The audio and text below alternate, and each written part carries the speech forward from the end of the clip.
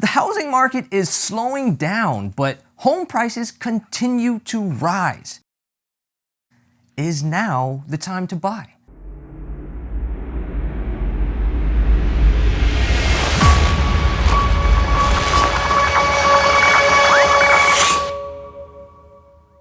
What's up, everybody? I'm Sean McMurray, co-host of BPM REIA Online, and this is Mr. $250 million in real estate transactions, my friend, my mentor, president of BPM REIA, Mr. $250 million in real estate transactions, Anish Dave.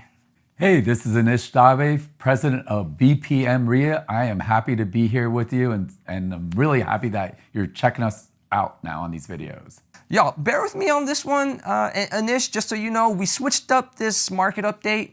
We still discussed the latest update in the market, but I felt sharing a story of an interaction I had with someone a few weeks ago would provide a lot of value. Let me introduce you to Sam. Out of respect to Sam, we've obfuscated his identity. I met Sam at a real estate networking event a few weeks ago. I noticed he looked a little lost and confused, so I introduced myself to help him feel more welcome. One thing led to another, and Sam opened up about his life. He's an engineer in South Florida who always wanted to invest in real estate, but he never had the money. Sam says, "I wasn't financially prepared to take advantage of the rise after the 2008 crash, but I promised myself I would be ready if it happened again." As he's sharing his story, I can see the passion in his eyes, that little sparkle of hope and optimism. You can tell Sam's the type of guy who wears his emotions on his sleeves. He tells me he bought a house a few years ago before the market blew up, and to his shock and surprise, the value of his property doubles. His exact words, "I nearly myself." He recognizes this as his opportunity and refinances immediately, taking out $200,000 of equity. He's beyond elated and immediately starts searching for homes to buy. That's when he pauses, head shaking and looking down, almost like he's reliving the emotion that he had. At that moment, he felt exactly how he felt on that day and begins to explain, "The problem is for the same reason my property doubled in price is the same reason why I'm having difficulty finding a rent-ready property. Unfortunately, the numbers, they don't make sense and I'm losing money on these deals." His head stops moving and he looks up at me and says, "No biggie. I watched a few YouTube videos that said the housing market is going to crash and home prices will be dropping soon, and anyways, I'm pumped. I just dodged a bullet." He tells me that he just went back to life. He would pay attention to the market, saving more money, and if he was prepared before, he'll be even more prepared as soon as prices drop. In the meantime, he reached out to a mortgage lender and was pre-approved for a loan at about 3.5%. He was pumped. Yeah. He tells me, as time goes by, I start to get concerned. I reach back out to my lender and I already know where he's going with this. My interest rate shot up from 3.5 to right around 5.5%. "What a major setback," he exclaims as he shakes his head and squints his eyes in disappointment. He looks at me and says, "Still no biggie. I know I got this. Everyone is saying home prices are going to drop, and I'll swoop in and snatch up the property like a rabbit in an eagle's claws as soon as I find the perfect home." He begins to tell me, as he's searching and waiting, he begins to notice that sales of existing homes have fallen 14.2% as of June. Time on market is rising, and according to Zillow, more sellers are cutting prices. "Yes," he exclaims. "This is exactly what I was waiting for." Or so he thought. Despite sales falling, time on market increasing, and supply increasing, home prices have continued to rise like grandpa on long story short, it's rising. About a week ago, he finds the property he's been looking for. It's a little expensive, but the numbers seem to make sense. But he says, "I forgot to take into account the change in mortgage rates. They're still high. And in fact, mortgage rates have nearly doubled since the start of the year. Mortgage payments for the average home is up 60% from a year ago. Home affordability is at a 15-year low. I can't afford the home after all." He's devastated. His eyes start to tear up as my dream of investing in real estate starts to become a distant fantasy. It breaks my heart. It's the worst feeling in the world watching a man lose faith in his dreams. Despite that, and you have to appreciate my tenacity, I went back to the drawing board, learning everything I could, and look, it's just a matter of time. Home prices will drop, or I'll find another means to get my first long-term investment property. Paradoxically, I notice, while mortgage and interest rates cool demand, supply is also chilled. I'm noticing potential sellers are pulling back from listing. 8% fewer new listings came on the market in June compared to the same month in 2021, according to Zillow. Supply is reduced. Furthermore, I notice residential construction, which tends to be highly responsive to changes in interest rates, have pulled back in recent months, limiting supply and pushing home prices up. Housing starts fell 6.3% in June from a year ago. I run my hands through my hair. Home prices continue to rise. Inflation is chewing away at my purchasing power at a rate of 9% annualized. The $200,000 in equity I pulled out no longer has the same power. I look myself in the eyes, confused. Again, just on the cusp of defeat. What do I do? Should I just give up? Should I buy a house right now, or should I wait?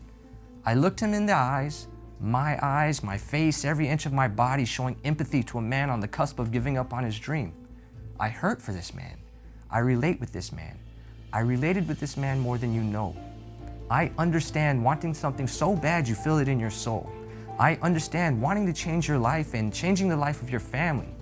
My head drops, and as I pick my head back up, I stare this man in the eyes.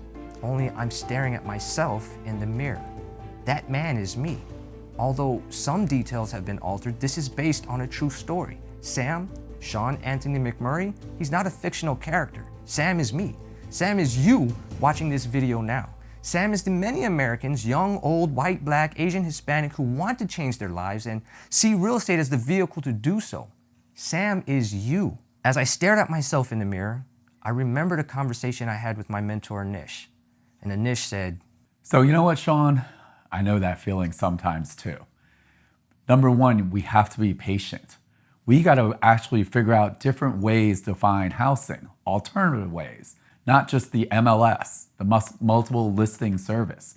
We have to go after distressed homeowners. They have a problem. We live in South Florida. We have a lot of retirees. Unfortunately, people still pass away. Maybe the house won't be in perfect condition. That's okay, right? We have a team. You can fix it up. There is a ton of opportunity out there, Sean. Sometimes you're just looking in the wrong spot. And that's the challenge, right? We're still trying to play that same game from the 1990s. It's a new generation. Technology. There's different things that are happening with inflation. So there's always going to be a need to sell. Unfortunately, there's still divorce, as I mentioned, death, bankruptcy. We've actually seen our bankruptcy numbers rise in these last 4 or 5 months, almost 20%. So there are a lot of problems out there. So just be patient. And if you're out there looking, before you know it, we're only looking for one for now. You couldn't be more right. Being patient. And you even told me get outside of this market, right? Maybe this market isn't right for you. You told me look at Tampa. Being conservative with our ARVs, and these are all things that you told me, and this is definitely gave me more confidence to get out there and continue the grind, right? You see, timing the market it's a dangerous game, and in my opinion, finding ways to survive no matter what the market situation is more important, and that's what I love about BPM REIA and what Anish is constantly teaching us. Had we, BPM REIA, waited for prices to drop, we would have lost out on over $1 million in real estate transactions during the first 6 months of this year. Despite all the talking heads on YouTube and all the news talking doom and gloom, we've continued to help homeowners and continue to close on deals. There is an increased risk in the market, and that must be taken into account. Look at your situation and decide yourself whether it's time. But it absolutely, right? We still say, no matter what's going on in the market, get out there, make sure your numbers make sense, help these homeowners, make these deals, and just continue the grind. Any last words from you, Anish? Yeah, at the end of the day, Sean, we're only looking for one deal, right? You want to get started. We're not building that portfolio overnight. You're going to run into people that are having issues all the time. The numbers are the numbers. The good thing is you're not actually going to live in the house, right? So you're actually looking at it as an investment. Maybe it's not on the perfect street. Maybe it doesn't have the perfect amount of bedrooms, but actually the numbers make sense. We want to make it outside the box. Again, the biggest worry is, hey, I'm looking to buy a house and I want to live in it. Hey, listen, we're not trying to overprove it. We're really looking for cash flow, building equity. And the great part is actually you were able to get your money out, right? So if the prices didn't rise, you wouldn't have that extra money for investment.